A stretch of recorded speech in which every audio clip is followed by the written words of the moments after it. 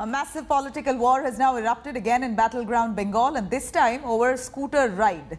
Day after West Bengal Chief Minister Mamata Banerjee rode an electric scooter, Union Minister Smriti Irani rode a scooter in the narrow lanes of Kolkata on Friday. While the TMC called it a copycat act, Irani calls the ruling party's remark childish. Let's take a listen. Jai Sri Ram ko kehte hain, hum to Jai Sri Ram kehte hain.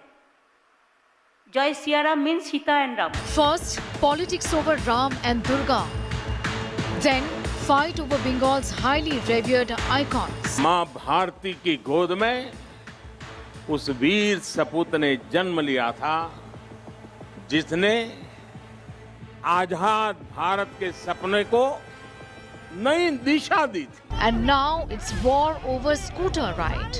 A day after, Bengal Chief Minister Mamata Banerjee was seen riding pillion on a scooter to work, Union Minister Smriti Irani was spotted cruising the narrow lanes of suburban Kolkata on a scooter as part of a BJP motorcycle rally on Friday. Scores of BJP workers followed Irani on two-wheelers, chanting Jai Shri Ram and Khela Hobe, a slogan which was first raised by the Trinamool Congress and now has become the catchphrase of this election season. Bengal Minister Sujit Bose mocked BJP Neta's ride, calling it a copycat act. हम लोग तो सभी बोलते हैं बंगाल को देख के सब करते हैं. जो आज हम लोग करेगा दूसरा बाद में दूसरा स्टेट करता है. कोई आदमी स्टेट का आदमी करता है. Responding to accusations of copying Didi's protest for fuel hike, Smriti called TMC's behavior childish. मुझे लगता है कि इस प्रकार की बचकाना एक रिएक्शन ये उनको नहीं सुहाता जो अपने आप को राजनीति में दिग्गज समझते हैं.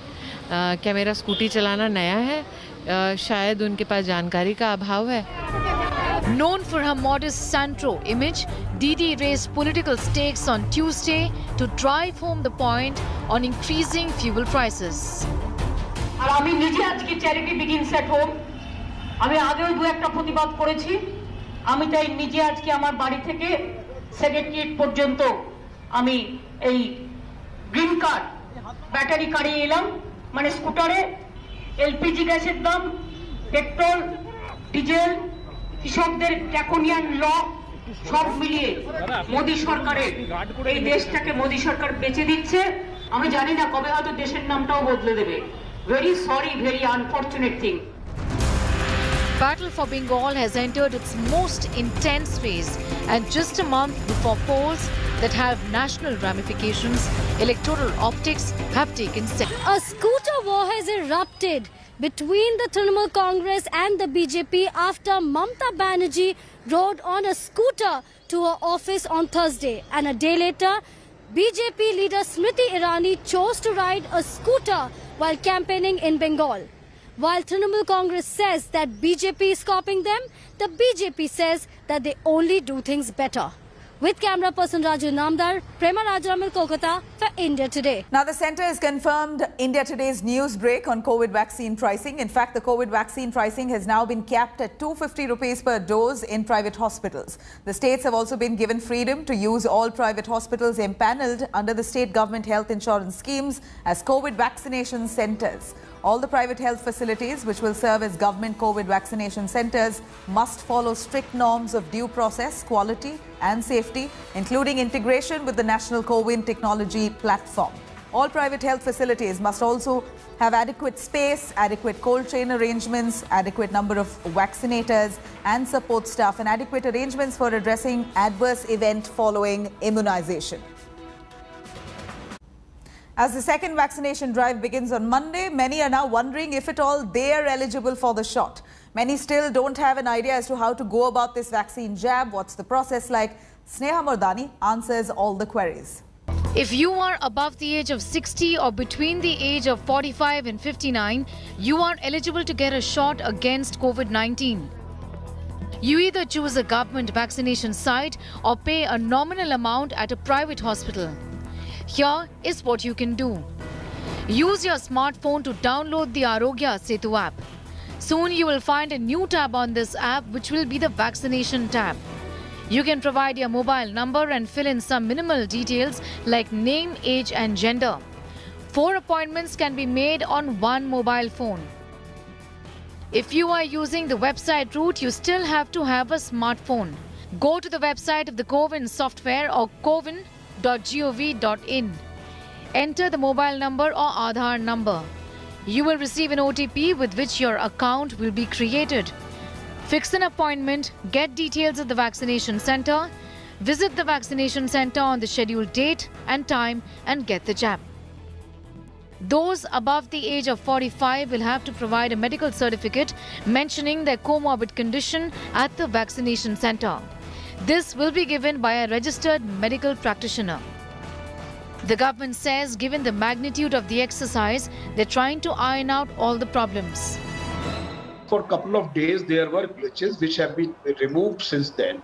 And since then, there have been no glitches at all. Now, people who are complaining of the glitches are unfortunately those people or those entities where these are data-related problems. The effort clearly this time around is to facilitate as many vaccinations as possible and make things extremely simple. And it is for this very reason that walk-in vaccinations have been allowed, something that was not allowed in the first phase of vaccinations. In New Delhi, Sneha Mordani for India Today. A group of Congress dissenters known as G23 put up a major show of strength in Jammu on Saturday. In fact, the leaders led by Congress veteran Ghulam Nabi Azad appeared jointly at a public event. Dissenters' unity show is seen as a clear message to the Gandhis and their loyalists from the G23, which wants a leadership overhaul of the Congress party. Here's more on that.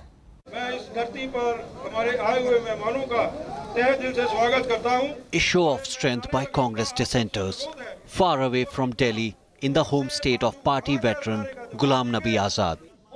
The dissenters, famously known as G23 group, came together in Jammu in an apparent show of solidarity with Azad at an event organized by an NGO. The Congress bigwigs who joined Azad include MPs Anand Sharma, Kapil Sibal, Manish Tiwari, former Haryana Chief Minister Bhupender Singh Hooda and Raj Babbar. बहुत सारे और हमारे साथी जो ex chief ministers हैं, x केंद्रीय मंत्री हैं, वो आना चाहते थे, लेकिन मैंने उनसे बताया कि सब लोग सोचेंगे भाई जम्मू में ऐसी कौन सी चीज हो रही है कि सभी लोग जा रहे हैं. ये उन लोगों ने ऑर्गेनाइज किया है. But beyond solidarity, there was more to it than what meets the eye. 41 साल के इस Azad is one of the key faces of G23 seeking organizational overhaul of the Congress party. He recently retired from the Rajya Sabha as the leader of opposition to an emotional farewell by none other than Prime Minister Modi. परिवार के सदस्य की चिंता करें,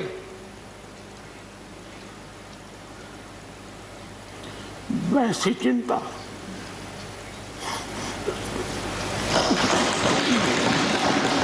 But no word of praise from the Gandhis.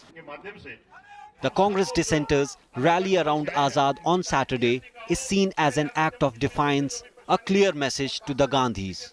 किसी भी समय से ज्यादा आज हमें जरूरत है श्री गुलाम नबी आजाद साहब की, उनके मार्गदर्शन की, उनकी संजीदा सोच की कि इस देश की जो कश्ती है उसको दोबारा से किनारे पे पहुंचाया जाए. आप कई बार हवाई जहाज में चढ़ते होंगे और हवाई जहाज में चढ़ने में जो वहां बैठा होता है हवाई चलाने वाला, वो अनुभवी होता है ना.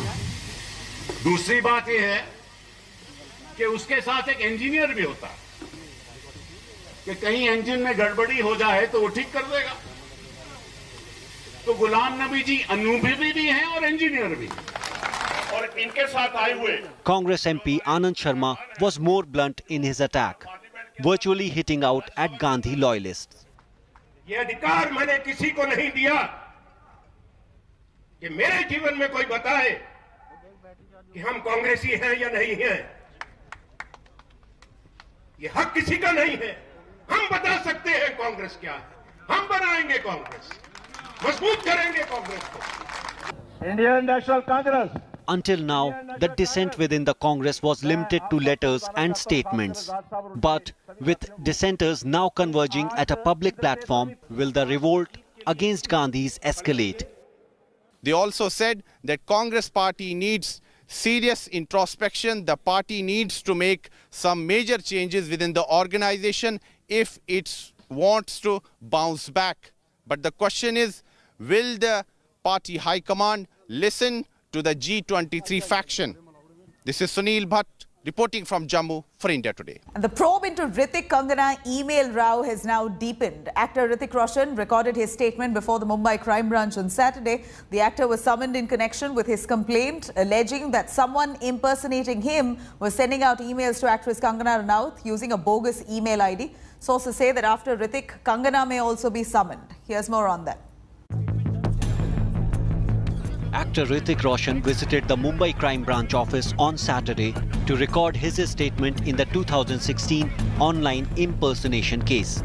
The questioning went on for around 2 hours, following which Hrithik left the Crime Branch office without speaking to media. After 2 hours of questioning, actor Hrithik Roshan is leaving from the Mumbai Police Commissioner office. Right in the visuals you can see over here. We'll try to speak to Hrithik Roshan. A complaint was filed by Hrithik Roshan was someone was impersonating him and chatting with Kangana Ranaut, while Kangana Ranaut was alleging that it was Hrithik Roshan who was chatting with her. Hrithik had denied any relationship with the Queen actor. Later, Hrithik filed a complaint alleging that someone impersonating him was sending mails to Kangana using a bogus email ID. Kangana, however, claimed that the email ID in question was provided to her by Roshan himself, and that they had been using the same to communicate till 2014. In 2016, the cyber cell had seized Hrithik's laptop and mobile phone for investigation. Mumbai cops are now likely to summon Kangana to record her statement in the case. The case has been transferred to Mumbai CIU last year in the month of December. Now, after Hrithik Roshan's statement, his statement will be properly analysed by the official, and if necessary, Kangana Ranaut may also be summoned in this case. With camera person Mangesh Amre, this is Saurav Vakhtania in Mumbai. On the second anniversary of Balakot bombing, the Indian Air Force carried out a precision strikes somewhere in Rajasthan, hitting a practice target. The squadron that carried out the strikes were part of the Balakot bombing that saw IAF hitting the Jaish terror facility. Here's a report on that. A precision IF strike. The strike aimed at a practice target, but the aim was to send out a strong message to Pakistan. On the second anniversary of Balakot airstrikes, Indian Air Force carried out a precision long-range target practice airstrikes in Rajasthan. What was significant was that the precision strikes were carried out by the same that bombed the Jaish-e-Mohammed terror camps deep inside Pakistan's Balakot in 2019. Air Chief RKS Bhadoria also flew a multi-aircraft sortie with the units to commemorate the occasion along with squadron pilots. 2 years ago, these were the same Indian Air Force pilots who flew the Mirage 2000 fighters deep into hostile airspace. Firing deadly precision weapons, they dealt a big blow to Jaish terror facility. While Saturday's action was purely a practice strike, but the message is loud and clear that any misadventure from Pakistan won't go unpunished. Hello everyone, this is Rahul Kamal here. Hope you enjoyed this video. For the latest news and analysis, like and subscribe the India Today YouTube channel, and don't forget to press the bell icon to stay updated.